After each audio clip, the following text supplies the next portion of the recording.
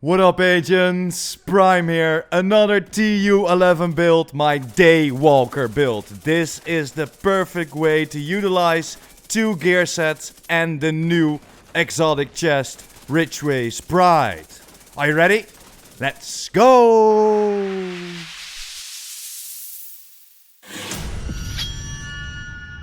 What up guys, welcome to another Division 2 video. Thanks for clicking my content, really appreciate you watching it. And today, another build guys. Yes, my Daywalker build. This is the build combined with the Ridgeway's Pride. After letting you know how to get it, it's time for my Daywalker build. The thumbnail isn't giving you much, but this combo of two gear sets and the new exotic chest, Ridgeway's Pride, is almost godlike. Where the synergy in this build is on point, and yes, I'm using the chatterbox again. This little SMG will bring even more to the already winning battle, where we almost never have to reload, and upping our RPM to that 1400. If you of course utilize a chatterbox in the correct way. And guys, this is damage upon damage upon damage upon damage. This build just multiplies itself. With the secret ingredient with another gear set. But let's have a look what I cooked up. And there it is guys, this is the build. 4 pieces of the Hunter's Fury, of course the Ridgeway's Pride, and a little secret on the backpack. But let's start with the firewall. Why the firewall? Of course for the shield. That shield will give us a little bit extra damage for every target that is in front of us, and that helps out a lot, as you probably seen in the gameplay. I went for the chatterbox. I could have a little bit better roll of a chatterbox, but it's fun to play around with the chatterbox again. A few guys asked me in the comments to do a build with a chatterbox because a lot of people don't have the Lady Death yet. I know it's a hard exotic to get, and that chatterbox is pretty decent as well, although the Lady Death will out damage every SMG out there. Yes, even the new one. But yeah, that's my opinion. Of course, that multiplicative damage that you get at 75% for running around is a lot. But guys, that chatterbox is interesting as well, because you will never have to reload and have a very high RPM if you do it correctly. When you reload, rate of fire is increased by 20% for each enemy within 15 meters for the duration of that magazine, and the max stack is 5, so you can get up to 100% fire rate.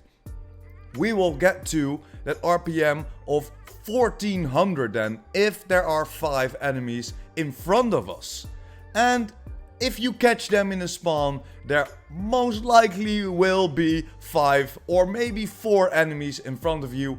You will get a big boost in your RPM, and of course if you're handling then the shield, you will get a boost of around 11% per enemy. So that's why this just shreds guys. This is a lot of fun to play with.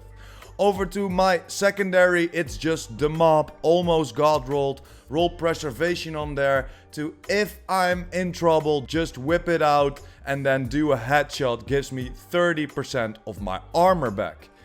Then handgun, just the new card, not that interested, not using it all the time. Of course, if I use this, I'm using this on the 3 directives, or if you have Pistolero active, then the in-sync will come in clutch, especially if you're using your shield.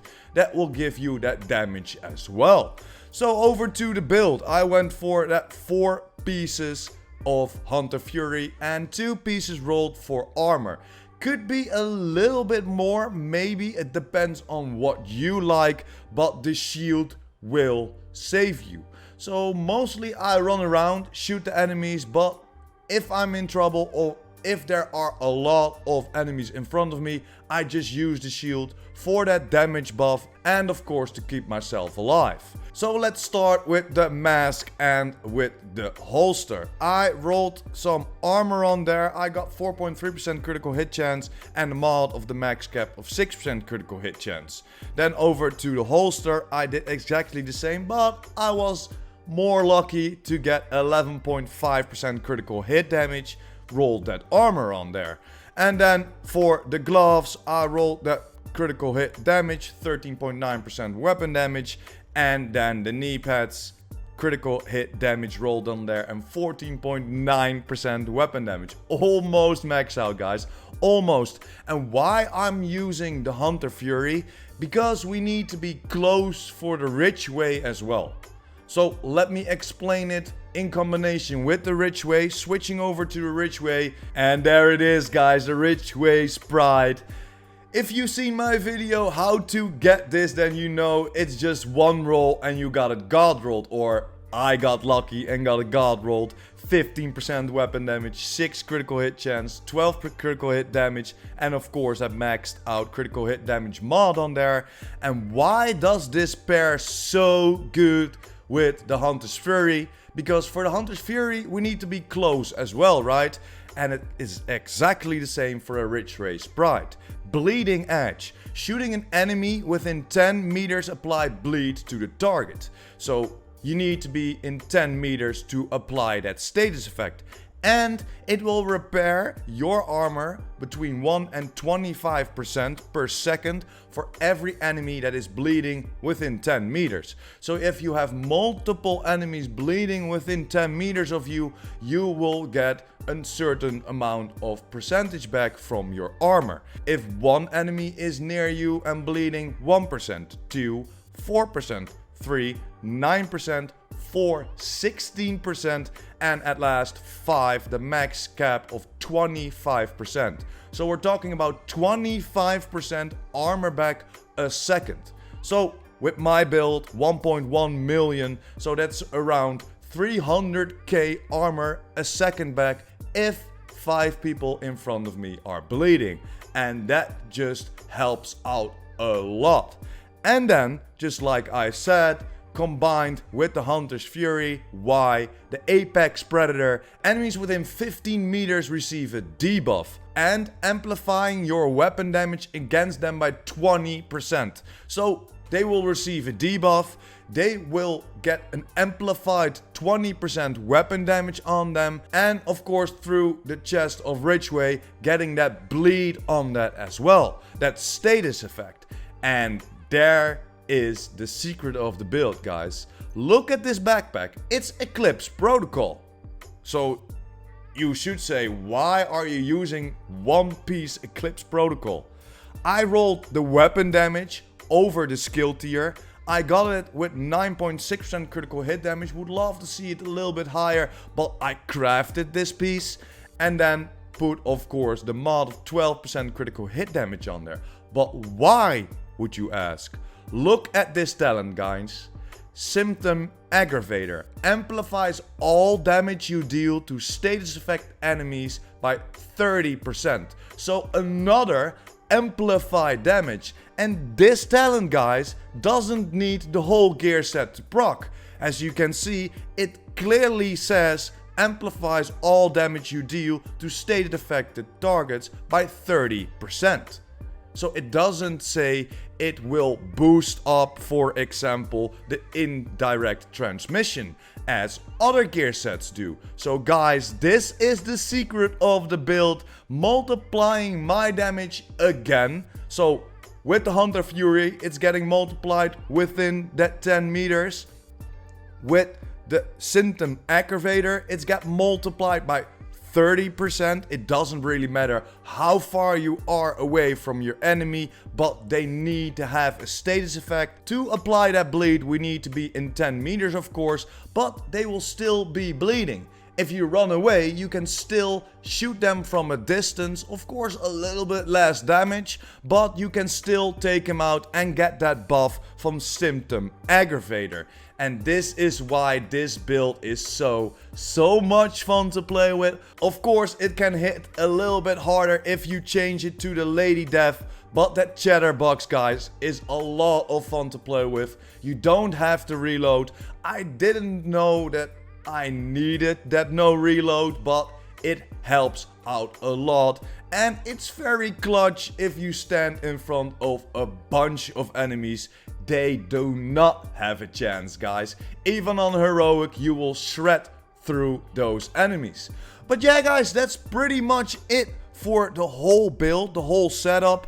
Or yeah, the skills, of course. I went for my drone. Why for the drone? Because I wanna get their attention. They will shoot at my drone. I can come up close to them and just shred through their armor.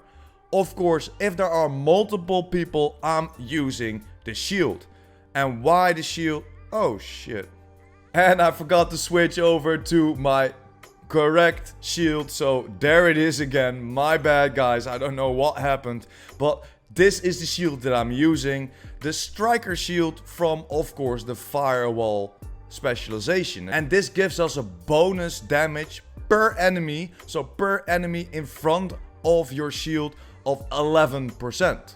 Imagine the 5 people in front of you, 55% extra damage output. Then no reload with the Chatterbox, and then applying bleed to them, still keeping yourself alive with the 20% armor on kill from the Hunter Fury, and probably getting some armor back a second because you are bleeding a lot of enemies.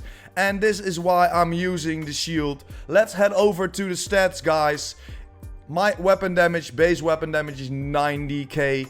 We got a crit chance maxed out of 60%, 140% critical hit damage, headshot damage of 70% because yeah, my watch, and because you always have that little bit headshot damage on there. Then over to the offensive, almost 70% all weapon damage bonus combined with the 42.5% submachine damage bonus. This isn't amplified. This isn't the amplified damage, and that's why you could hit so freaking hard in combination with the Ridgeway's Pride. Over to the defensive, 1.1 million. I got 220k armor on kill. But yeah, guys, that's it for today. This was the build. I'm having a lot of fun with the no reload of the Chatterbox, applying that bleed status and just shredding through those enemies.